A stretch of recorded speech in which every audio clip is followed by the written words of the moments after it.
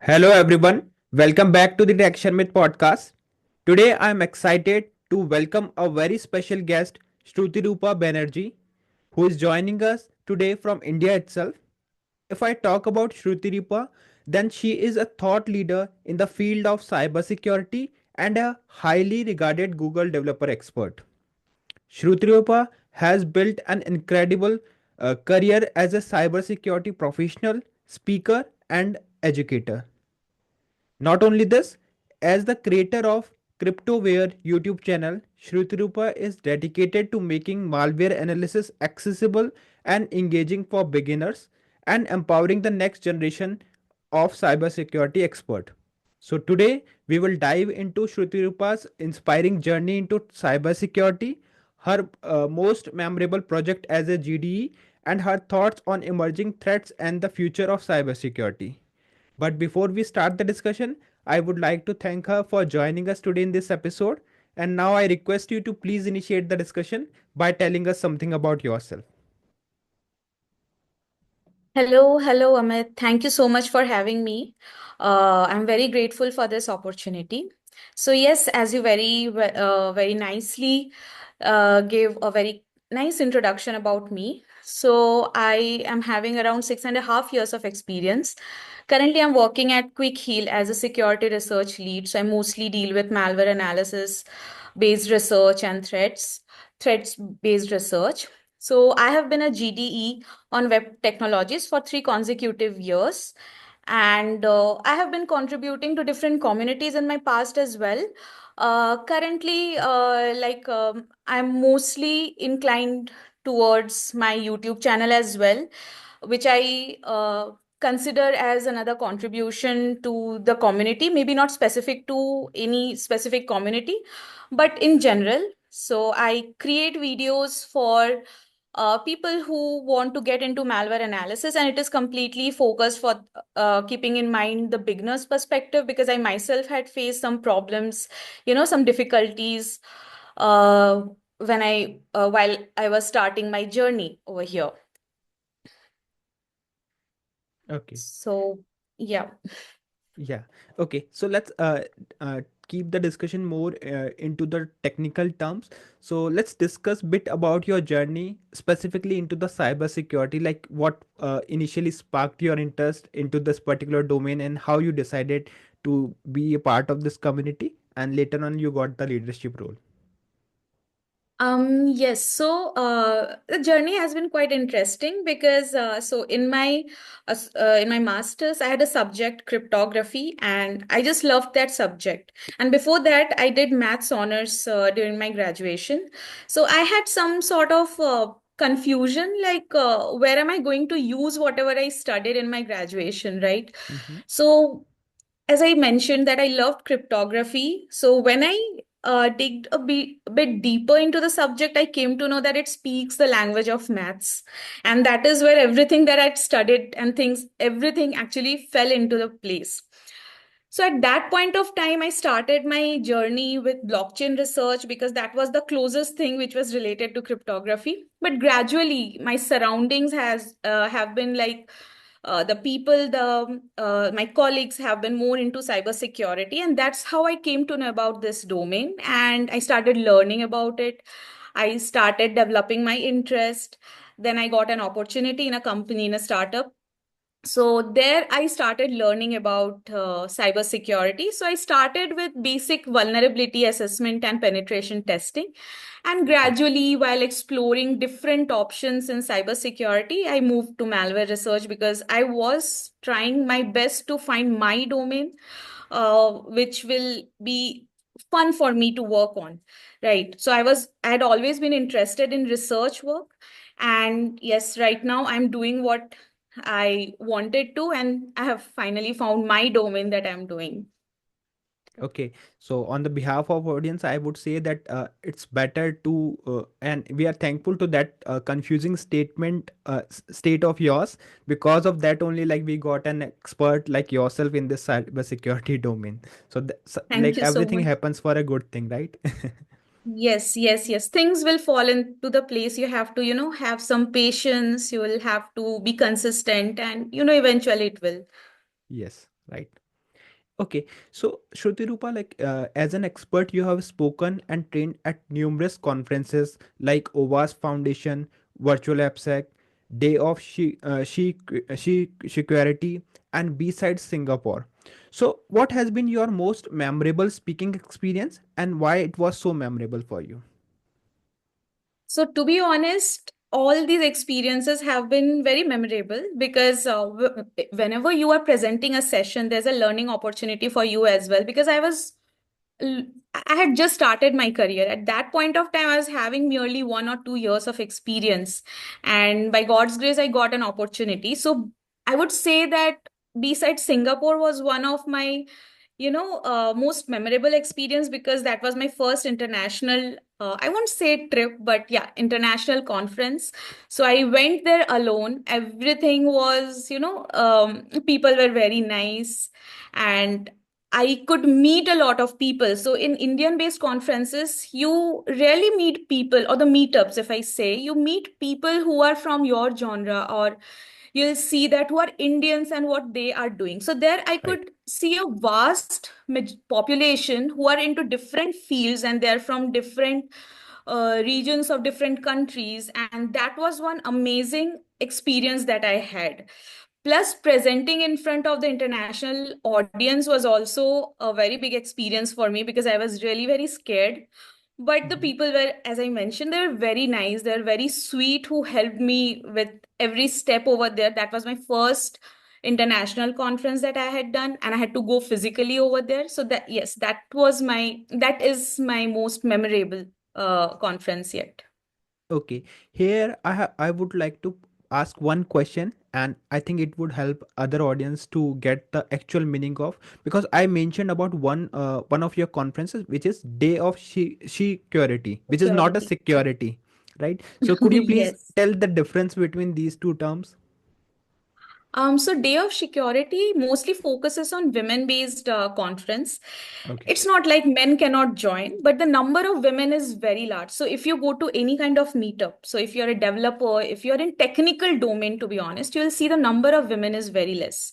So to increase the number of women, they have these kinds of conferences, these kinds of meetups where women would get an opportunity to speak about their subject. So it is not completely technical, it is sometimes non-technical also, but they are very relevant topics that they're talking about. They're talking about building careers, if I say, how to, go through the situation when you feel some sort of struggle, which is based on your gender. It does happen a lot. So that is one of the way how this conference and conferences similar to this actually try to bring more women to join and be a part of this domain, since it is mostly related to cybersecurity. So the security is security, the she thing means that women. So that is how it is. Okay, all right. So, throughout your journey, like we can see that you have presented on various conferences and seminars. So, how do you prepare for delivering such kind of trainings or webinar to diverse audience? Because every day, like you have to meet with different kind of mindset people, right? Especially because you are delivering those topics which are comparatively bit complex if we talk about malware research or reverse engineering. So, how you prepare yourself for these kind of conferences?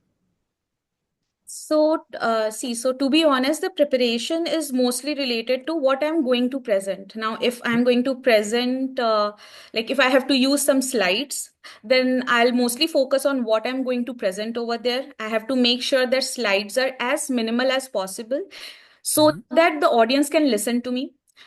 If I have to present a demo, then I have to make sure that my demo is working. It is in the working state, and I'll also keep a backup that in case it does not work, what am I going to do next? So my preparation is mostly related to these things. Uh, I don't have to prepare separately for anything like I don't prepare, or so I don't do some kind of demo in front of people, or if I say like all alone, I do not do all sort of things. But Mhm. if I feel that if you know your topic, you don't have to prepare that way. the Correct. slides preparation, going through the slides will actually help you out. So my preparation is mostly on the things that I would need, mostly on the resources or the things that would help me to speak with the audience at that point of time. And if I know my topic, I'm able to speak. Like if I'm asked to speak about any topic that I have worked on, even without the slides, I should be able to speak in front of the audience. I just wouldn't want to know like who the audience are. Like, are they college students? They're beginners? Do they have some sort of experience? That would be it. So based on that, I would be able to speak about the topic only if I know about it. Okay, all right. So I think now we are good to discuss about the those impactful projects that you have already delivered as a Google developer expert, and some of which maybe you are planning to deliver in the upcoming time. So just please tell us a bit about your work like that you have done as a GD and that stands out in your career. So the major work that actually I have done as a GD has been mentoring. That is something that I personally enjoy, like presenting sessions, or if I have to teach someone or mentoring someone, that is something I personally enjoy as well. So the community actually gave me a platform to do that. So I have been part of different dev fests. Okay. So giving sessions in that dev fest, because at that point of time, I would see that people are mostly talking about different tools which are related towards very much specific to development, web Mm-hmm. development or Androids or ML, AI. They're talking about all these things. So my topics would be slightly related to cybersecurity, and that gave me a platform to create a bridge the gap between cybersecurity and development. Because if you see in your organization also, sometimes we do feel that there's a gap between them, between Right. these two domains, and these two have to go hand in hand. That was my major work that I wanted to do, and I hope that I might have delivered slightly through my sessions or through my mentorship. So I got a chance to mentor someone who was also interested into development, but also had slight interested in cybersecurity. So these had been some of the interesting projects. So as a GDE, they would not put any pressure on you to, perform any specific thing or work on a specific application, but they would want you, they'll give you all the space to understand how you can contribute to Okay. them, towards to this community. So yeah, that would be the kind of work that I have done. And I would love to, do it later on after some years, because for now, as I mentioned, that I'll be taking some Yeah. break for some other kind of focus uh, that I'll be working on, like focused works that I'll be working on. Mhm. So yeah, so these are Okay. some of the things. Okay, here you mentioned about the Dev Fest. So I just want to ask one question. Let's say if someone from the audience wanted to be a part of this Dev Fest, maybe they wanted to join just as a attendee or as a speaker. So is there any particular criteria that they are supposed to follow or process? Um, See, if as a GD, I have been asked to become a speaker, but in some Mhm. cases, I have applied for their CFP programs, which is call for papers. So Okay. you can actually, so they release these applications. They are mostly Google Forms where you can mention about the topic that you're interested in, Mhm. and the duration and all the details that is related to your topic, and they will select it. So they have a group of Okay. people specific to their region who will select that, okay, this topic aligns with the DevFest theme that we have. Sometimes they have AI as a theme, so they're talking about mostly AI specific topics, or sometimes cloud is one of their themes. So it is not just that GDs are the ones who are, are there as a speaker. There are other people also who are not GDE. But I think for that, either they will reach out to you if you have given a lot of contribution towards the community, or to the topics, Yeah. that the topics that they want to present a theme on, or maybe through CFPs. Okay. If they consider your topic as something very interesting that can be discussed about in the conference, so that way also you can be a part of it. Okay. All right. Got it. So apart from like your advocacy activities as a GD, you are also running one YouTube channel that is Cryptoware, that mainly Yeah. focusing on making malware analysis accessible for beginners. So initially, like, what inspired you to start this channel, and how, like, you decide those topic which you are covering through your content? So here also there is a very interesting thing. So I mentioned before that I have been exploring different options in cybersecurity to find my domain. So the Yeah, moment I found my domain, which was malware analysis, I did not have any work experience to showcase to the companies or to anyone that yes, I know malware analysis. And to go beyond a certain level, I needed experience, industrial correct. experience. I cannot do, I'll be doing the research on my own, but I need to have some industrial experience, right? So that was the point when I was thinking that should I be writing blogs about it? Because I had written few blogs, few Mm-hmm. articles, but they had been at the very beginner level. So I just thought that let's start with the YouTube channel. And that was the point when I started. And then I had also started applying for different companies, mentioning Yeah. that, see, this is my YouTube channel. I know malware analysis. I just need an opportunity Okay. so that I can, gain some industrial experience and learn more. And that is how it started. And I also had a personal reason because when I had started learning it on my own, I did not find many resources which are so uh, easy for you to understand. The resources are accessible. There are lots of resources on the internet, but the problem is they are not as simple as you want it to Yes, be right. because it deals with assembly language as well, and I did not know assembly language at that point of time. So I needed someone who can guide me, or at least the videos which from where I can learn at the very basic level. There are very few ones. So that was my goal, that I would start with creating videos considering the ones who are listening to my videos or watching my videos, they know nothing about malware analysis. So even Okay. if this is something that I personally believe, that if my dad wants to learn about malware analysis, suppose, so if he watches my video, even he should be able to do it, Correct. just Yeah. replicating everything that I am doing. He just needs to do that and nothing else. And gradually with practice, you'll get a hangs of it. So that was my motive actually. Okay, so now I got your point, like why this channel is popular among those students like who might not have that much of technical knowledge, but they can simply follow the step that you have mentioned in those sessions, and Yes, that's why so like you are learning the popular. technicals. Yeah, so learning the technical stuffs in a non-technical way. That is what I, Yeah. lightly focus on. Okay, all right. So let's talk a bit more about the cyber security and threat, because with the constant evolution of cyber threat, like we all know that cyber security is the major concern nowadays. So what are the some of the most recent attack technique you have observed as a cyber security expert, and how can organization or maybe an individual can proactively defend those kind of attacks, against those kind of attacks? So, well, there had been plenty of attacks, and see, with advancement of technology, the threat actors are also very advanced now. So, Yeah. they also find different peculiar ways to perform their attacks. Sometimes they're targeted, and sometimes they are just people fall prey to, like victims fall prey to all these things. So Yeah. one thing that I've observed, that the final malware, if I talk about ransomware, you're aware of Hmm. ransomware, right? Yeah. So, for example, WannaCry, that is a very quite famous ransomware. So if I talk about that, that ransomware will be very easily detected by any antiviruses. Even if your machine, if you're using Windows, you do not have any antiviruses, even your defender will be able to identify it and block it.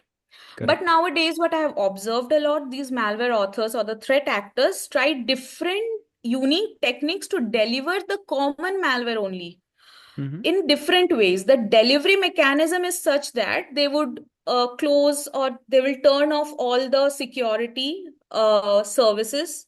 For Mm-hmm. example, the antiviruses that are running, the defenders, they will turn them off.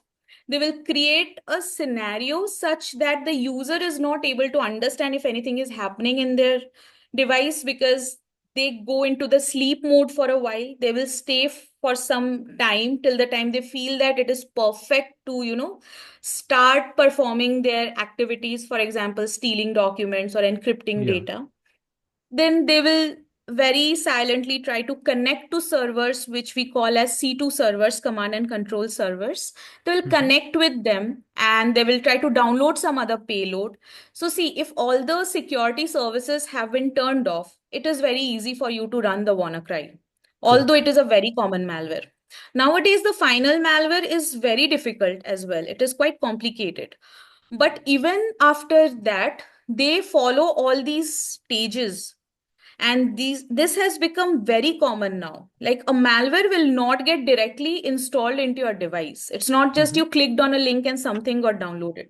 The thing that got downloaded, it is so much complicated that it is not possible for any defensive tool to identify that whether it is a malware or not, because of the complications that they have used. So now I mentioned about three or four stages, but there are multiple stages. There are malware or attacks that are around 10, more than 10 stages. So the final payload or the final malware that they want to execute into your device will come after 10, 14 stages. So initially there is a lot of steps that is going on so that they don't get detected. So this has been very common technique. These Okay. loaders that they're using, these are very common nowadays. Okay. uh, I want to ask one question here. Like, sometime we observe that those individual, mainly not organizations, sometime, like, let's say if someone has purchased a new system, so what they usually do, like, they are not doing any official work on their system, but they are storing some their private data or something related to their stuff, right? So what they do, like, they go for the antiviruses free, which is coming for 14 days, or maybe for 15 days, right? Free trial Trial ones. versions, yeah. Yeah. So in your opinion, is it the right way to be secure? Like, can they rely on those kind of trial versions, or is it always better to go for the purchase one, or simply stay on the defender Um, thing? See, the trial versions, for the trial versions, you will have to pay for it, right? After a while. Correct. So Yeah. you cannot survive on the free ones. You cannot be only dependent on the Defender, although it is really good, but you should not be completely dependent on it, Correct. because as I mentioned, that there are different ways. I'm not saying that you have to install a lot of antiviruses, but one antivirus would be good enough, a decent antivirus which has a good, score as in, I mean, good rating. Right. Because what happens, normal people, they would not realize that they would look for free antiviruses, as you mentioned, Correct. and they will see that they're available and they will end up downloading it.